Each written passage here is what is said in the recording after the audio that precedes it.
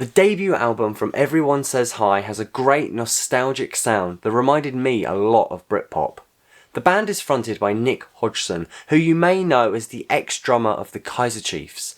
Since then, he has worked on a solo album and worked on songwriting sessions with the likes of Ollie Murs, James Arthur and Dua Lipa. Now you'd think that working with these high-profile pop artists would give Hodgson more of a contemporary sound, but actually I would say that this debut album is a real celebration of traditional pop songwriting. You know, the kind where the chords change and there are bridges. On top of that though, that Kaiser Chiefs DNA really does flow through it. Early on in the track listing we have Lucky Stars. This is a real highlight, but it's also a track that you could kind of imagine Ricky Wilson singing. Both the kind of wordplay in the lyrics and the delivery of those lyrics feel reminiscent of the Kaiser Chiefs. However, as well, what I will say is that this song builds to a really nice, almost symphonic close. And it is that collaborative aspect that makes this album sound unique.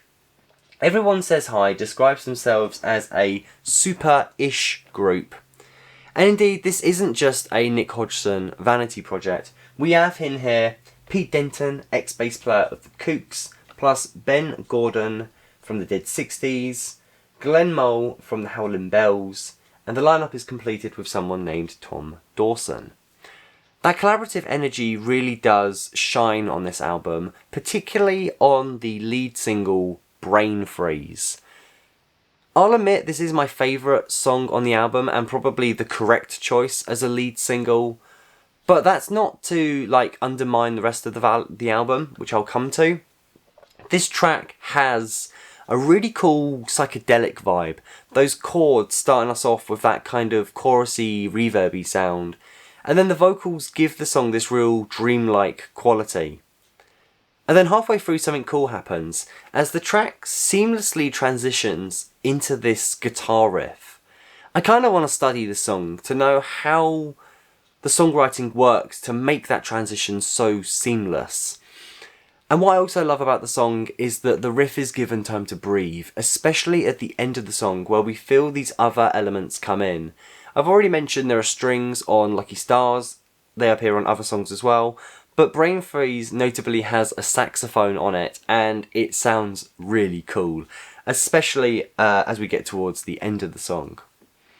Other notable highlights in the track listing, the album opens with Somebody Somewhere. It's a lovely song in its own right, but I also saw Hodgson post on TikTok a story about this song and its influence. Around the same time that his father passed away, Hodgson was checking social media and he had a message on one of the platforms basically putting him down, telling him that he's rubbish. You can imagine, that kind of message would make you feel awful anyway, let alone the circumstances of which, the context from which it arrived. Obviously not on the same level, but I create content and putting some of my own original songs out there on Instagram and TikTok, I know what trolls feel like, so this song I think is really resonant. However, I also like how, I guess the lyrics are sort of vague enough that it could be about, anything that you could apply it to. The Only One is a really nice song with a great chorus, and we have On the Same Side. Apparently this was written for Liam Gallagher, but I think it would be a bit on the nose as a Gallagher tune, but also I do think Liam's loss is Nick's gain in this case. It's a really nice way to open the second half of the album. I think the band were right in choosing those songs as singles. I think they are the highlights, but I really do not want to dismiss the album tracks on here.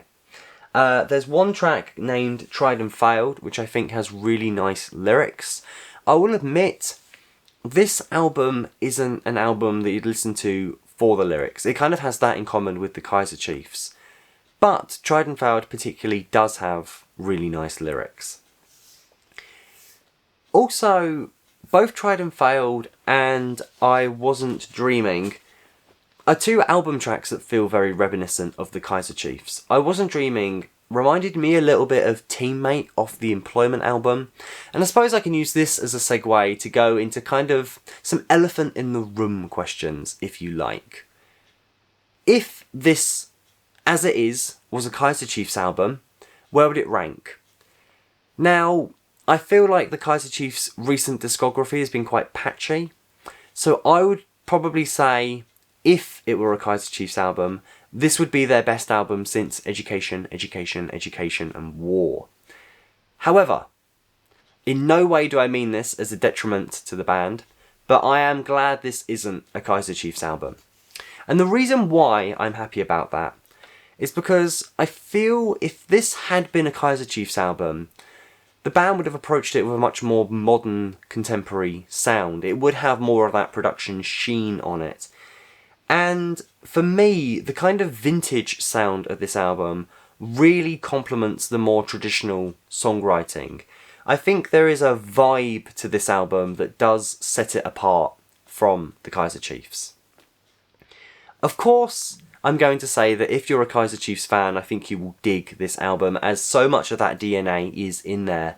But quite frankly, I think if you're just a fan of like guitar-oriented rock music, I think you'll like this. If you're a fan of like, you know, old school traditional pop songwriting, I think you would like this.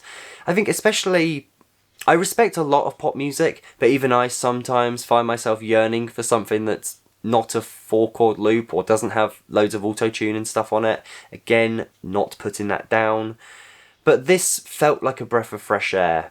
I know it's nostalgic and everything like that, but this was really up my alley.